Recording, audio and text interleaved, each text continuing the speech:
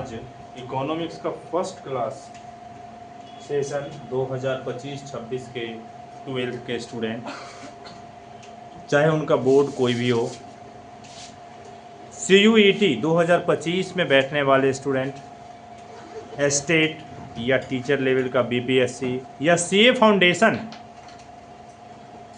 किसी भी यूनिवर्सिटी के लिए आप अगर एंट्रेंस एग्ज़ाम का तैयारी कर रहे हैं या और भी कुछ हिडन, अगर ग्रेजुएट हैं, ग्रेजुएशन पास किए हैं और आप MBA करना चाहते हैं, जिसके लिए कैट, मैट और जेट ये 3 माध्यम है,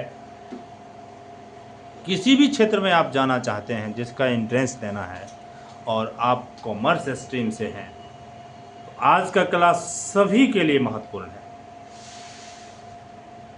खास करके CUET के स्टूडेंट, क्योंकि अभी जस्ट सबसे पहले CUET ही होना तय है। CUET में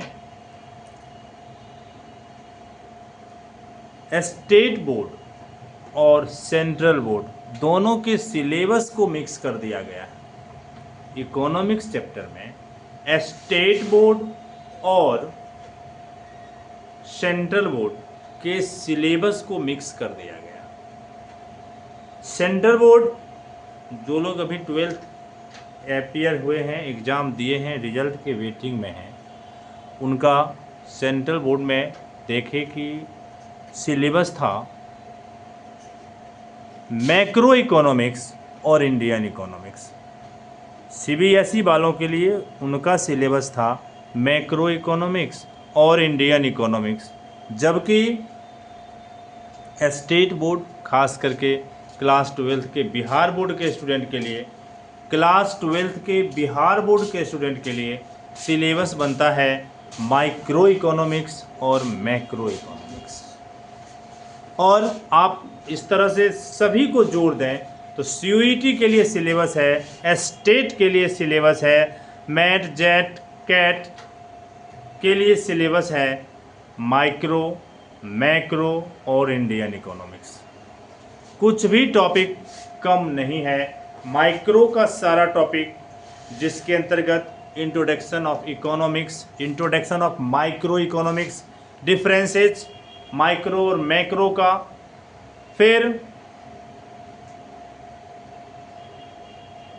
commodity, utility, demand, elasticity of demand, production, consumption, exchange, entrepreneur, ये सारा कुछ CUET के सिलेबस में शामिल किया गया। साथ में मार्केट के अंतर्गत परफेक्ट कंपटीशन, मोनोपोली, ओलियोजोपोली, फिर national income, gross domestic product, budget, balance, money market, capital market, banking और इंडियन इकोनॉमिक्स के अंतर्गत स्वच्छ भारत अभियान, पॉपुलेशन, इन्वायरमेंट और तत्काल गवर्नमेंट का क्या स्कीम चल रहा है। जैसे अभी मनरेगा, तत्काल में गवर्नमेंट का क्या स्कीम चल रहा है, मनरेगा, फिर आवास योजना, इस सब से संबंधित टॉपिक आपके सिलेबस में शामिल किया गया है। और ये पूरा CUET class 12th CBSE board वालों के लिए, स्टेट बोर्ड वालों के लिए और ऑल जितना भी हम बोर्ड पर लिखे हैं या कई बार अभी तक हम बोल चुके हैं, सब के लिए कंपलसरी है। अब सवाल उठता है कि इकोनॉमिक्स क्या है, व्हाट इज इकोनॉमिक्स। इकोनॉमिक्स क्या है, यह बड़ा क्रिटिकल रहा कहना, क्योंकि बहुत दिनों तक इस विषय के बारे में यह मान्यता है, यह कहा जाता रहा है कि यह एक विवाद का विषय बना रहा। कोई भी विद्वान इस विषय को विषय के रूप में प्रस्तुत नहीं कर पा रहे थे। जब भी विद्वानों का संघ एक साथ बैठता था तो इस विषय पर विवाद हो जाया करता था और वो निष्कर्ष पे नहीं आते थे। इसलिए लिखा गया है कि ये बहुत दिनों तक गर्त की खाई में पड़ा रहा। ये बहुत दिनों तक गर्त की खाई में पड़ा रहा। एक बरबरा ऊटन नाम के आदमी हैं, उनका मानना रहा कि जब भी 6 विद्वान एक साथ होते थे इस विषय पर, तो अर्थशास्त्र का 7वां मत सामने आता था और आपस में वो पेंडिंग हो जाता था। इसीलिए अर्थशास्त्र के रूप में हम लोग के बीच बहुत बाद आया। बाकी सब्जेक्ट के बाद इसे सांख्यिकी का भाग, इसे राजनीति शास्त्र का भाग, सांख्यिकी का भाग, राजनीति शास्त्र का भाग आदि बता के इस विषय को छोड़ दिया जाता था। सर्वप्रथम 1776 ईस्वी में 1776 में 1776 ईस्वी में, ये सब अभी जो भी टॉपिक हम बताएंगे सारा एमसीक्यू होगा हर लेवल के एग्जाम के लिए। यहाँ तक कि आप एसएससी, बीपीएससी, चाहे सीजीएल हो, चाहे कोई भी हो, या फिर एसएससी ऑडिट या इनकम टैक्स लेवल का कोई भी एग्ज़ाम देते हैं, सभी एग्ज़ाम के लिए अभी जो टॉपिक सब हम चर्चा करेंगे वो आपके लिए महत्वपूर्ण होगा। तो सर्वप्रथम 1776 ईस्वी में एक पुस्तक की रचना की गई जिसके रचयिता आदम स्मिथ थे, जिन्होंने an inquiry into the nature and causes of wealth of nation, an inquiry into the nature and causes of wealth of nation नाम की पुस्तक की रचना किए। इस पुस्तक के माध्यम से उन्होंने अर्थशास्त्र को परिभाषित किया, जिसमें उन्होंने बताए economics is the science of the wealth. Economics is the science of the wealth. अर्थशास्त्र धन का विज्ञान है। अर्थशास्त्र धन का विज्ञान है। और इसी के बाद से हम लोगों के बीच अर्थशास्त्र आया। इस परिभाषा को उस समय के जितने भी विद्वान थे सभी ने सराहा, सभी ने सम्मान दिए। तब जाके हम लोगों के बीच 1776 ईस्वी में इकोनॉमिक्स नाम का पुस्तक निर्माण करके लाया गया। सर्वप्रथम किनके द्वारा लाया गया? आदम स्मिथ के द्वारा। एक एमसीक्यू यहाँ से होता है, सर्वप्रथम अर्थशास्त्र को अर्थशास्त्र के रूप में किसने परिभाषित किया? तो आदम स्मिथ। अर्थशास्त्र के पिता कौन हैं? तो आदम स्मिथ। अर्थशास्त्र की रचना कब हुई? तो 1776 ईस्वी में। आदम स्मिथ के अनुसार कौन सा परिभाषा दिया गया? या फिर परिभाषा दे दिया जाता है economics is the science of the wealth लिख दिया गया, ये निम्न में से किनके द्वारा कहा गया है ना? इस तरह से एमसीक्यू को बनाता है। ठीक है। अब ये अभी जो हमारा सिलेबस है ये मॉडर्न इकोनॉमिक्स का है, जबकि आदम स्मिथ के समय को क्लासिकल इकोनॉमिक्स हम लोग कहते हैं। अर्थशास्त्र दो रूप में आज हम पढ़ते हैं, एक प्राचीन अर्थशास्त्र और दूसरा आधुनिक अर्थशास्त्र। प्राचीन अर्थशास्त्र के अनुसार अर्थशास्त्र को 5 भाग में बांटते हैं। प्राचीन अर्थशास्त्र को 5 भाग में बांटते हैं: उपभोग, उत्पादन, विनिमय, वितरण और राजस्व। मॉडर्न व्यष्टि और समष्टि इस 2 भाग में बांटता है। क्लासिकल का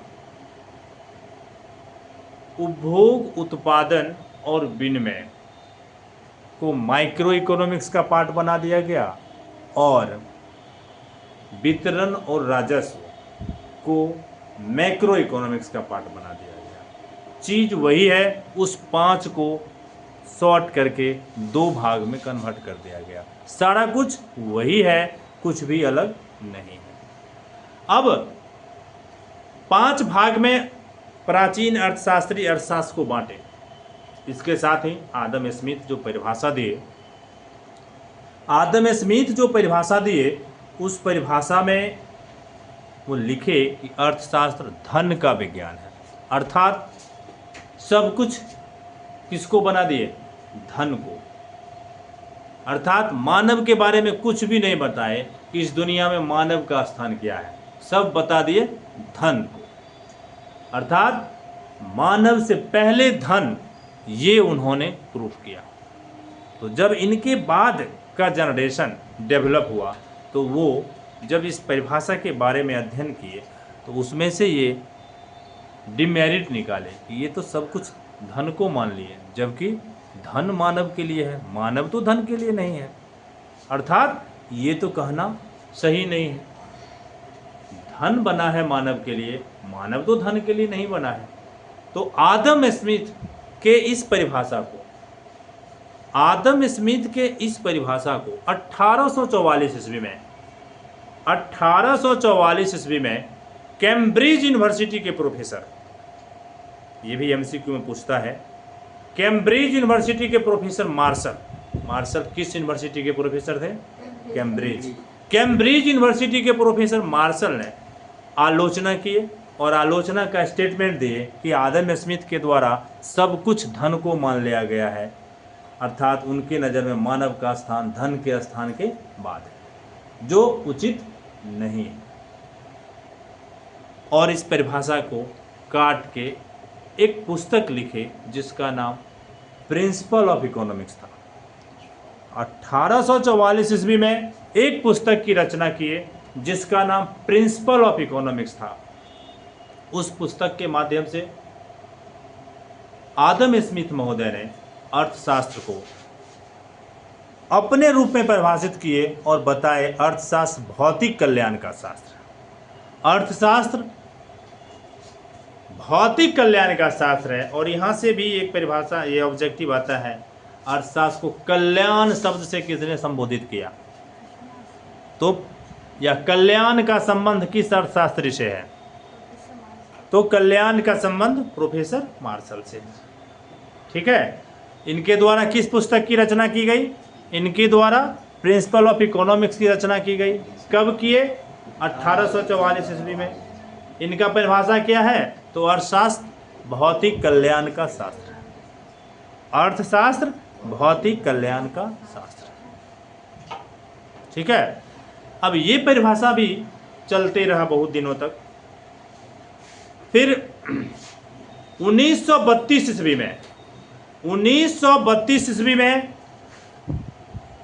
प्रोफेसर रॉबिन्स का जब काल आया तो उन्होंने इस परिभाषा की आलोचना की और प्रोफेसर रॉबिन्स ने बताए कि मार्शल महोदय का कहना ठीक है, लेकिन उन्होंने जो कल्याण शब्द से संबोधित कर दिया तो ये चीज़ स्पष्ट करता है कि उन्होंने मानव को ही दो भाग में बांट दिया, आर्थिक मानव और गैर आर्थिक मानव। आर्थिक मानव और गैर आर्थिक मानव, और अर्थशास्त्र का संबंध अर्थ उपार्जन करने वाले मानव से जोड़ दिया। लेकिन सही मायने में कोई भी व्यक्ति गैर आर्थिक हो ही नहीं सकता है। और उन्होंने प्रोफेसर रॉबिन्स ने एग्जाम्पल दिया कि आदम स्मिथ महोदय ने जो व्यवसाय, पेशा और रोजगार, तीन क्रिया, मानवीय क्रिया को बताए और अर्थ उपार्जन ही मुख्य क्रिया बताया और आर्थिक मानव को ही यहाँ संबंध किए। लेकिन कोई ऐसा पोजीशन नहीं है जहाँ मानव गैर आर्थिक हो सकता है। उनका एग्जाम्पल है कि एक प्रोफेसर अगर कॉलेज में लेक्चर देता है जिसके बदले उसको पैसा मिलता है, लेकिन वही प्रोफेसर घर पर अपने बच्चे को पढ़ाता है तो उसको पैसा नहीं मिलता, तो वो क्रिया गैर आर्थिक क्रिया हुआ और वो उस समय गैर आर्थिक मानव कहलाए।